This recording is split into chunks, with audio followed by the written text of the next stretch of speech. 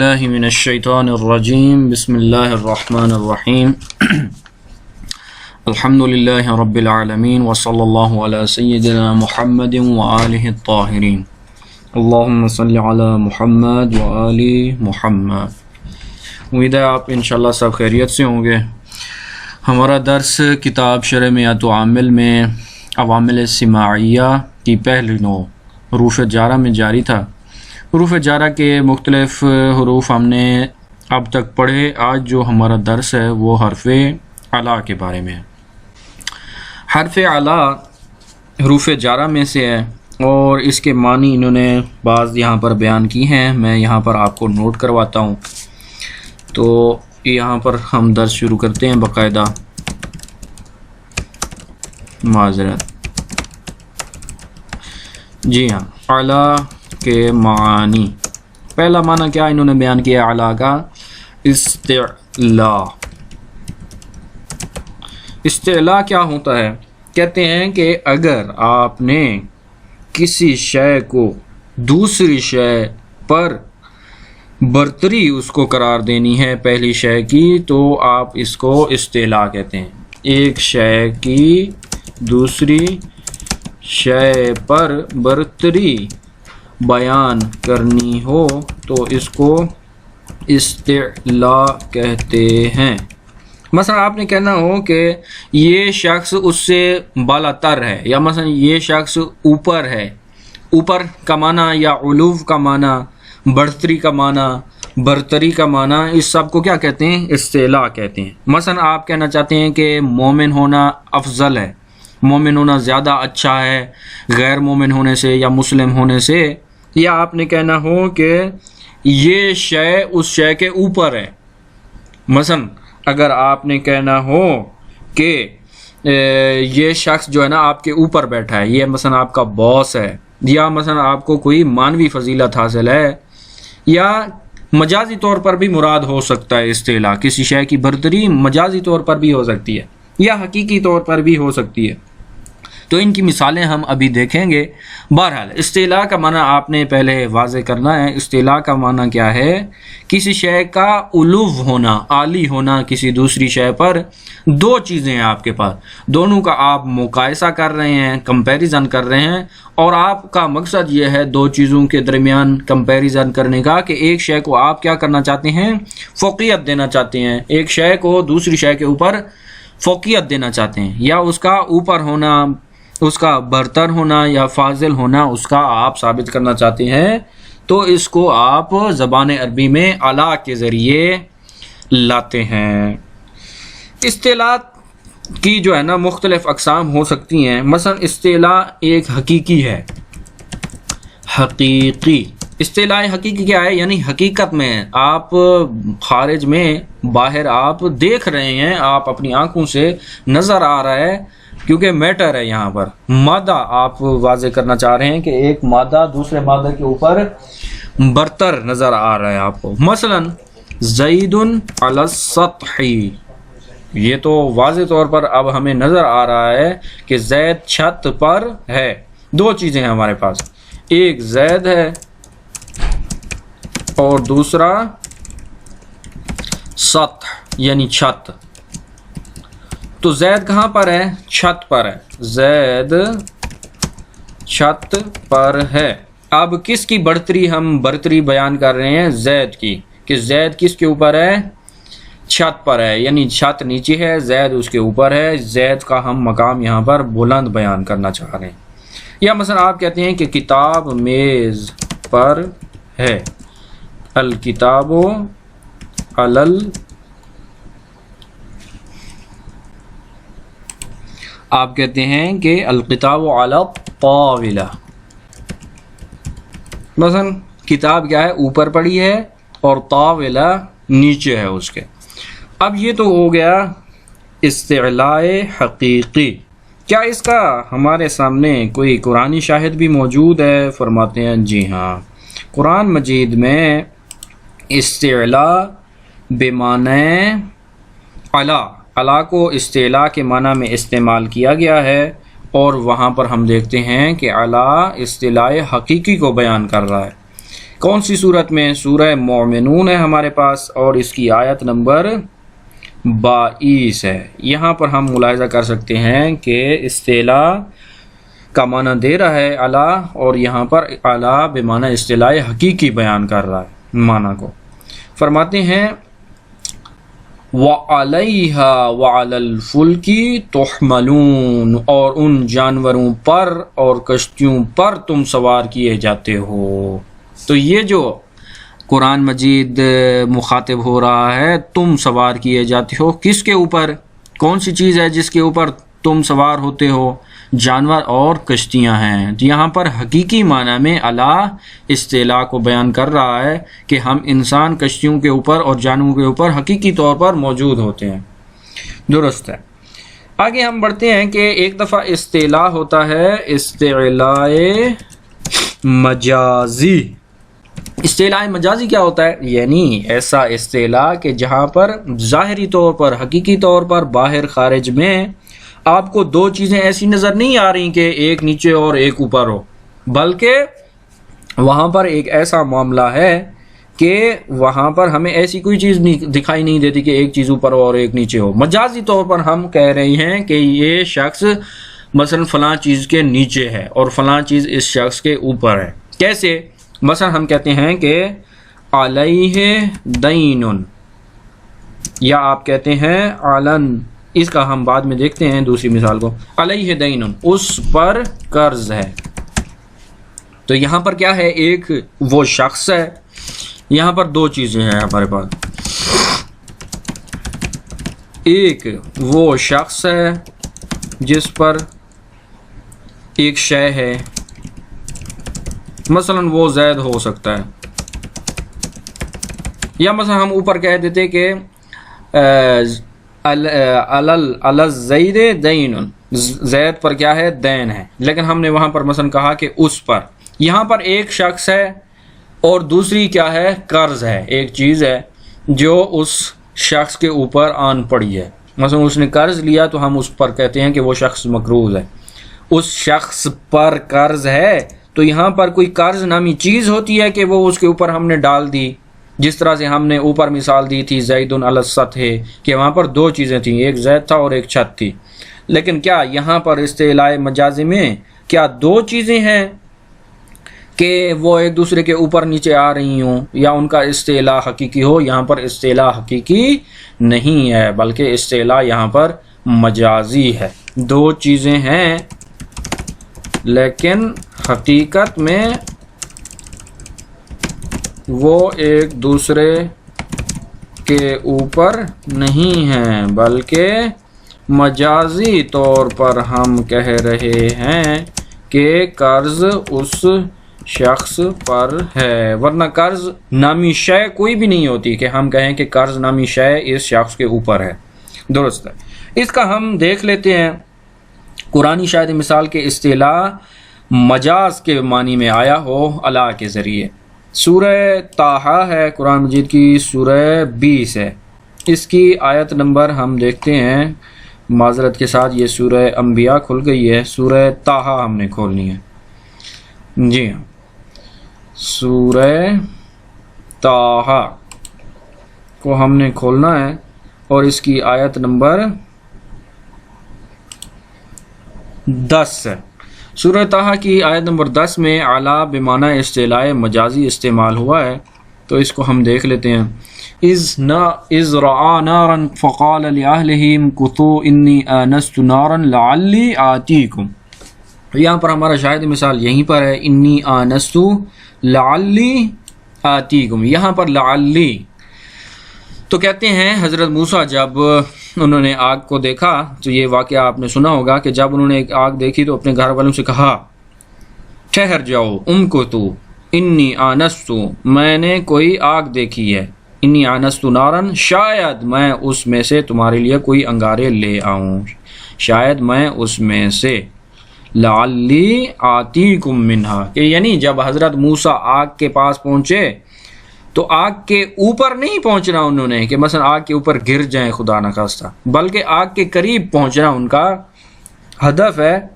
تو جب انہوں نے کہا کہ انی آنست نارن لعلی آتیکم، کہ جب میں آگ کے اوپر پہنچوں گا، تو آگ کے اوپر پہنچنے کا مقصد نہیں ہے کہ آگ اور حضرت موسیٰ علیہ السلام ایک ہو جائیں گے، ایک دوسرے سے متصل ہو جائیں گے حقیقی طور پر، بلکہ مجازی طور پر حضرت موسیٰ اس کے اوپر جائیں گے، آگ کے اوپر، اور وہاں سے آگ لے آئیں گے۔ جس طرح سے زید علی السطح، زید اور چھت ایک دوسرے کے اوپر تھے تو حقیقی طور پر وہ ایک دوسرے سے متصل ہو گئے تھے، تو کیا یہاں پر بھی جب ہم کہہ رہے ہیں کہ حضرت موسیٰ آگ کے اوپر پہنچ جائیں گے، تو یہاں پر اوپر پہنچنا حضرت موسیٰ کا آگ کے اوپر مجازی طور پر نہیں ہے، بلکہ حقیقی طور پر نہیں ہے، بلکہ مجازی طور پر ہے۔ تو یہاں پر یہ بھی ہمارے پاس قرآن مجید کا شاہد آ گیا کہ اس کو میں نوٹ کر دیتا ہوں، سورہ یہاں پر لکھ دیتا ہوں، سورہ طٰہٰ آیت نمبر 10 تھی، اور اس کا بھی میں اوپر دیکھ دیتا ہوں کہ اصطلاح حقیقی کی مثال ہم نے جب بیان کی تو سورہ مومنون کی آیت نمبر تھی 22۔ تو یہاں پر ہم نے اس کا بھی شاید مثال اوپر نوٹ کرنا بھول گیا تھا میں، تو یہاں پر میں نے لکھ دیا۔ بہرحال آگے تیسرا معنی اصطلاح معنوی ہے۔ اصطلاح معنوی کیا ہوتا ہے؟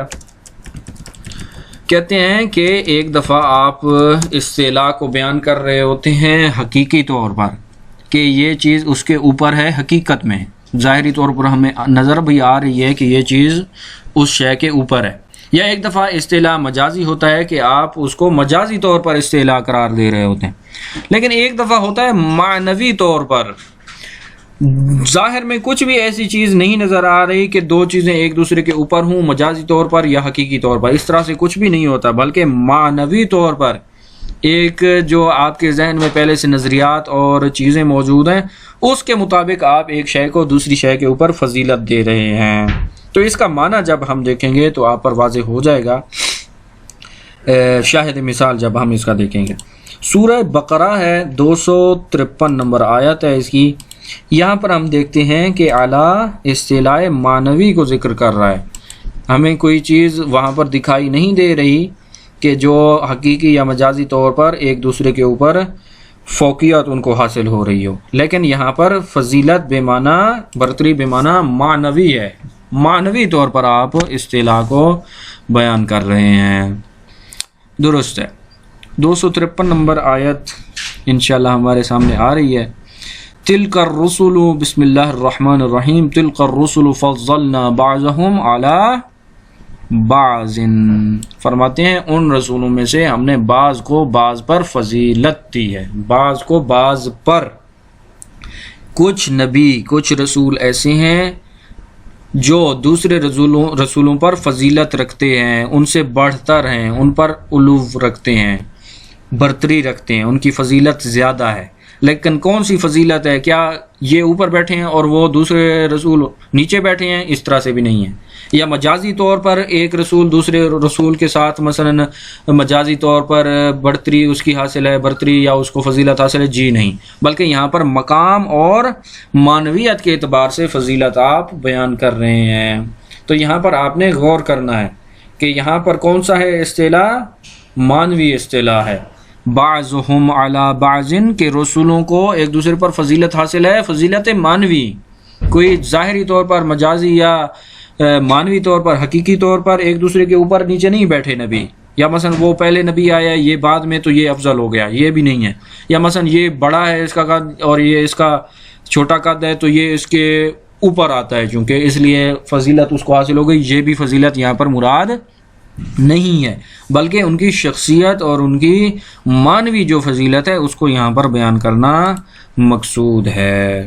اصطلاح معنوی کی ہم نے مثال دیکھی سورہ بقرہ آیت نمبر 253، یہاں پر اصطلاح معنوی کو بیان کیا گیا۔ درست ہے۔ تو یہاں پر ہم اس اصطلاح کے معنی کو ہم نے یہاں پر تمام کیا۔ آگے ہم دیکھتے ہیں کہ کون سا حرف بیان ہوا ہے۔ درست۔ اگلا حرف کاف ہے، اس کے معنی کو ہم دیکھ لیتے ہیں۔ کاف کا پہلا معنی جو زیادہ تر کتابوں میں زیادہ تر واقع ہوا ہے کاف کے لیے، کثیر معنی اس کا کیا ہے؟ تشبیہ، تشبیہ کیا ہوتی ہے؟ آپ کے پاس دو چیزیں ہیں اور آپ ایک شے کو دوسری شے کے ساتھ شباہت دینا چاہتے ہیں، اور آپ کہتے ہیں کہ یہ پہلی چیز بھی دوسری شے کی طرح ہے، تو اس کو آپ کیا کہتے ہیں؟ تشبیہ دینا۔ تو عربی زبان میں تشبیہ کے لیے کون سا حرف استعمال ہوتا ہے؟ حرف قاف استعمال ہوتا ہے۔ چلیں، مثلا آپ کہتے ہیں کہ زید شیر کی طرح ہے۔ تشبیہ کا کیا مطلب ہے؟ یہاں پر میں لکھ دیتا ہوں، ایک شے کی دوسری شے کے ساتھ شباہت بیان کرنا۔ جیسے آپ کہتے ہیں زید شیر کی معذرت طرح ہے، زید قل اسدی۔ اب جب آپ کہتے ہیں، آپ کے پاس دو معنی ہیں، ایک زید ہے اور اس کے اندر شجاعت ہے، بہت بہادر ہے، اور دوسری شے آپ کے پاس شیر ہے، اسد۔ تو آپ کہتے ہیں کہ چونکہ شیر بھی جنگل کا بادشاہ ہوتا ہے اور بہادر ہوتا ہے، سب پر اپنی مثلا بادشاہت جماتا ہے اور اس کا ایک اپنا رعب اور دبدبہ ہے، اسی طرح سے آپ دیکھتے ہیں کہ ایک دوست ہے آپ کا، اس کا بھی اپنا رعب و دبدبہ ہے محلے میں، اور دوسرے اس سے ڈرتے ہیں۔ تو آپ دونوں کو شباہت، یہ جو آپ دونوں میں شباہت دیکھ رہے ہیں، ایک دوسرے کا جو مل رہے ہیں، ایک دوسرے کی طرح سیم جو چیزیں ہیں ان کے اندر، آپ اس کو کیا کہتے ہیں؟ شبیہ، تشبیہ دینا۔ آپ ایک دوسرے کے اندر شباہت ڈھونڈ رہے ہیں، تو اس کو کیا کہتے ہیں؟ تشبیہ کہتے ہیں۔ زید کل اسد، تو آپ کہتے ہیں زید اسد کی طرح ہے، اسد جیسا ہے۔ تو یہاں پر کاف کے ذریعے آپ اس تشبیہ کو بیان کرتے ہیں۔ قرآن مجید میں بھی اس کا آپ کو مل جائے گا شاہد مثال۔ ہم دیکھتے ہیں کہ شاہد مثال آپ کو قرآن مجید میں کہاں پر ملتا ہے۔ سورہ قصص ہے، سورہ قرآن مجید کی 28 نمبر سورت ہے، اور اس کی آیت نمبر 77 میں ہم دیکھتے ہیں کہ حرف کاف شباہت کے معنی کو بیان کر رہا ہے۔ جی ہاں، صحیح فرماتے ہیں وَأَحْسِن، بسم اللہ الرحمن الرحیم، وَأَحْسِن كَمَا أَحْسَنَ اللَّهُ، اور احسان کر جس طرح اللہ نے تیرے ساتھ احسان کیا۔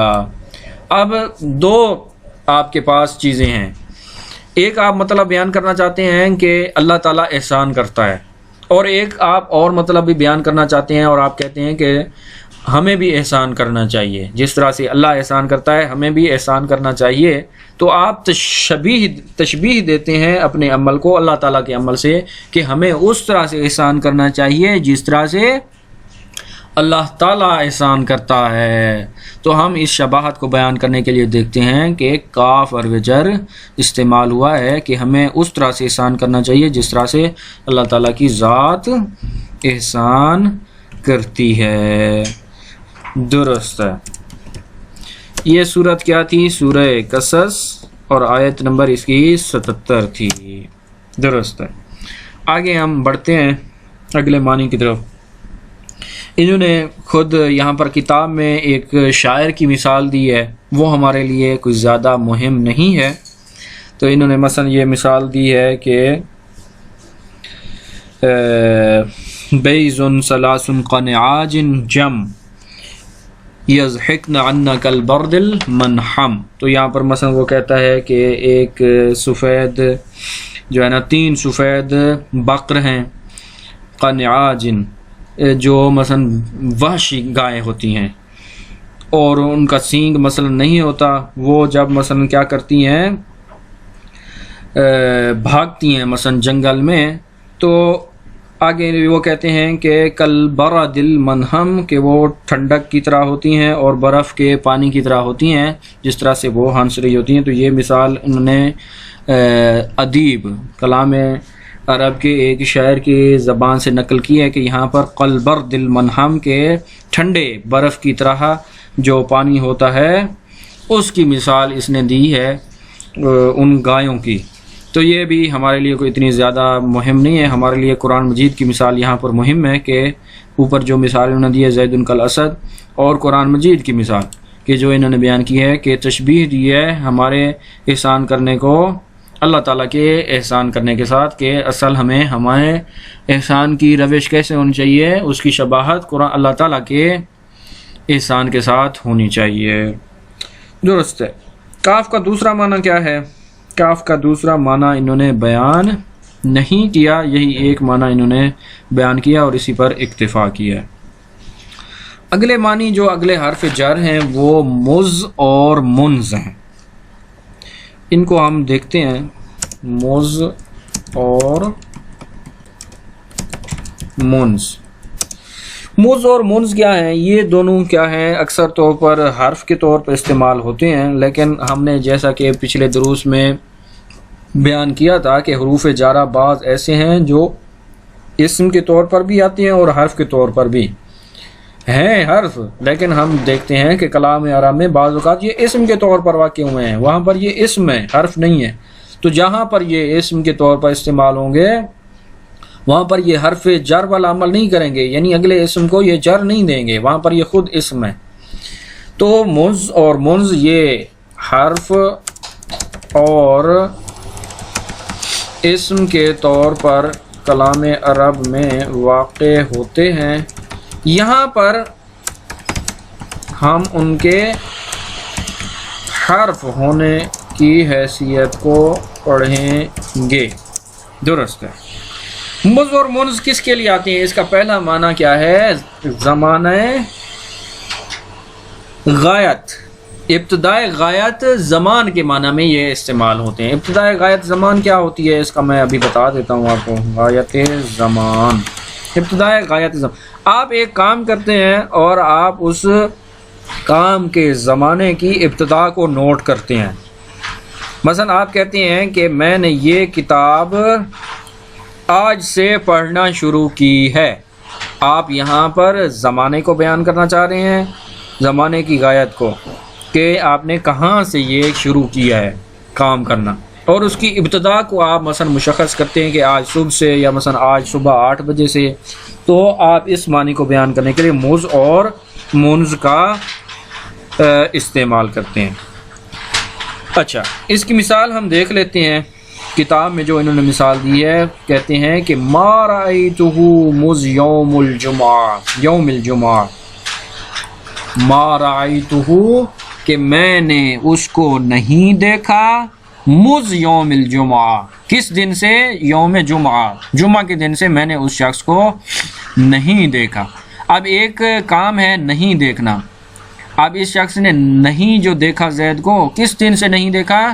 جمعہ کے دن سے. تو اس معنی کو، جمعہ کے دن سے نہ دیکھنے کے عمل کو بیان کرنے کے لیے مز استعمال کرتے ہیں ہم. یا مثلا آپ کہتے ہیں ما رأیتہ منذ یوم الجمعہ، میں نے اس شخص کو یوم جمعہ سے، جمعہ کے دن سے نہیں دیکھا. پھر کہتے ہیں کہ یہی جو مز اور منز ہیں ابتدائی غایت زمان. ما رأیتہ مز یوم الجمعہ، میں نے اسے روز جمعہ سے نہیں دیکھا ہے. یا مثلا آپ کہتے ہیں کہ میں نے مثلا 2 دن سے کھانا نہیں کھایا ہے. یا مثلا آپ کہتے ہیں میں نے 2 دن سے نہیں سویا میں. تو یہاں پر جو آپ دن نوٹ کروا رہے ہیں یا ٹائم نوٹ کروا رہے ہیں، زمان نوٹ کروا رہے ہیں اپنا ایک کام کا، اس کی آپ ابتدا کو ذکر کرنا چاہ رہے ہیں کہ 2 دن ہو گئے ہیں مجھے یہ کام نہ کیے ہوئے. اس معنی کو بیان کرنے کے لیے مز اور منز استعمال ہوتے ہیں. درست ہے. یہاں پر ہم نے مز اور منز کا ابتدائی غایت کا معنی زمان میں دیکھا. کیا ابتدائی غایت مکان کے لیے بھی یہ آتے ہیں یا نہیں آتے؟ تو جہاں تک میں نے مطالعہ کیا ہے کہ ابتدائی غایت مکان کے لیے بھی یہ استعمال ہوتے ہیں، لیکن اس کی مثال میں یہاں پر لانا بھول گیا ہوں.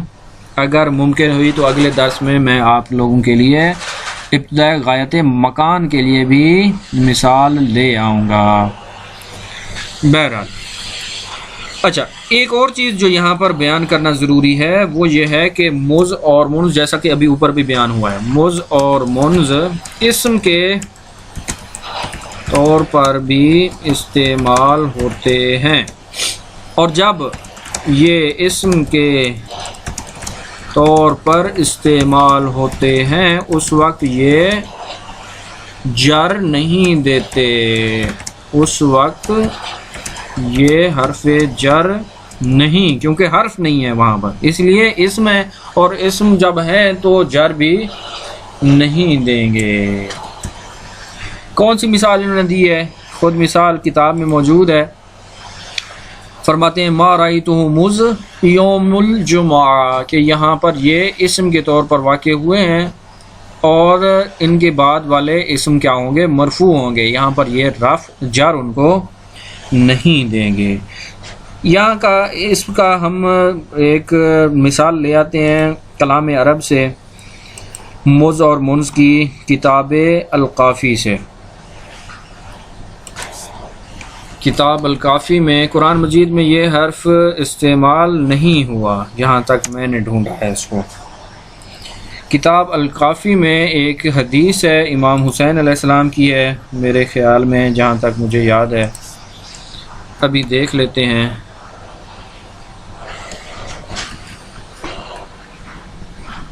تو الکافی ہم کھول لیتے ہیں یہاں سے، اور اس کی جلد 1 ہے، صفحہ نمبر 304۔ یہاں پر ہم حدیث 2 کو دیکھتے ہیں کہ امام باقر علیہ السلام سے یہ روایت نقل ہے، وہ فرماتے ہیں کہ لما حضر الحسین، اس کو اگر میں ادھر کر لوں تو یہ بہتر ہو جائے گا۔ بہرحال میں اس کو یہاں سے کاپی کر لیتا ہوں تاکہ آپ لوگوں کے لیے یہ واضح ہو جائے۔ معذرت کے ساتھ اوپر والی حدیث ہے، ہاں جی، یہ یہاں پر، بلکہ یہیں پر ٹھیک ہے، مشکل نہیں۔ فقال ما يحتاج الیہ ولد العادم منذ كانت الدنيا الى ان تفنى، کہ امام باقر علیہ السلام فرماتے ہیں کہ امام حسین علیہ السلام جب آخر وقت کو پہنچے تو انہوں نے اپنے بیٹے کو بلایا اور انہیں ایک چیز دی، تو راوی نے پوچھا کہ اس میں کیا چیز تھی، اس میں کیا لکھا ہوا تھا؟ تو امام فرماتے ہیں ما یحتاج الیہ، اس میں وہ سب کچھ موجود تھا جس کی احتیاج تھی ولد آدم کو، منذو، کب تک؟ یہ زمان آپ بتا رہے ہیں منذو کے ذریعے، کانت الدنیا الی ان تفنا، کہ جب تک یہ دنیا فنا نہیں ہو جاتی اس وقت تک کی تمام انسانوں کی ما یحتاج کو، جن چیزوں کی انسانوں کو ضرورت ہے، ان سب کا مثلا ایک برنامہ یا ایک ٹائم ٹیبل یا ما یحتاج انسان اس چیز، اس مکتوب میں موجود تھا۔ تو یہاں پر منز کے ذریعے امام علیہ السلام بتا رہے ہیں کہ وہ ساری چیزیں موجود تھیں اس مکتوب میں، کب تک کے لیے؟ جب تک یہ دنیا فنا نہیں ہو جاتی اس وقت تک کے لیے انسان کے ما یحتاج کی ساری چیزیں اس میں موجود تھیں۔ میں اس کو نوٹ کر دیتا ہوں۔ زمان، ابتداء غایت زمان، اس کا شاہد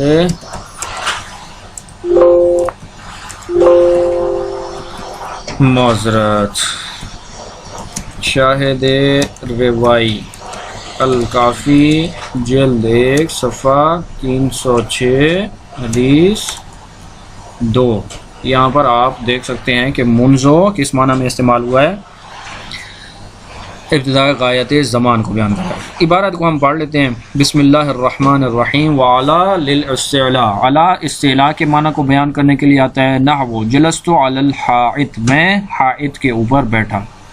وزید علی السطح، زید سطح کے اوپر بیٹھا۔ وقد تکون اسما علی، کبھی اسم کے طور پر بھی آتا ہے، جیسے رقبت من علیہ ای من فوقہ، کہ میں سوار ہوا من علیہ من فوقہ، اس کے اوپر سوار ہوا، اصل میں کیا ہے؟ من فوقہ، اس کے اوپر سوار ہوا۔ والقاف، اگلا حرف جر کاف ہے، للتشبیہ، تشبیہ کے معنی کے لیے آتا ہے۔ زید کالاسد، زید شیر کی طرح ہے۔ اور کبھی کاف اسم کے طور پر بھی آتا ہے، نحو قول الشاعر، بلکہ یہاں پر یہ دوسرا معنی بیان کر رہے ہیں کاف کا، کہ جب یہ اسم کے طور پر آتا ہے کہ عنا کالبرد المنہم، یہاں پر کس کے معنی میں آ رہا ہے؟ یہ اسم کے معنی میں آ رہا ہے کہ وہ جو وحشی گائے ہیں وہ مثلا کیا کرتی ہیں؟ یضحکنا انا کالبرد المنہم، کہ وہ کیا کس کی طرح ہیں؟ برد کہتے ہیں برف کو، اور منہم کس کو کہتے ہیں؟ ٹھنڈے پانی کو۔ اس کی شباہت انہوں نے بیان کی ہے برد اور منہم کے ساتھ۔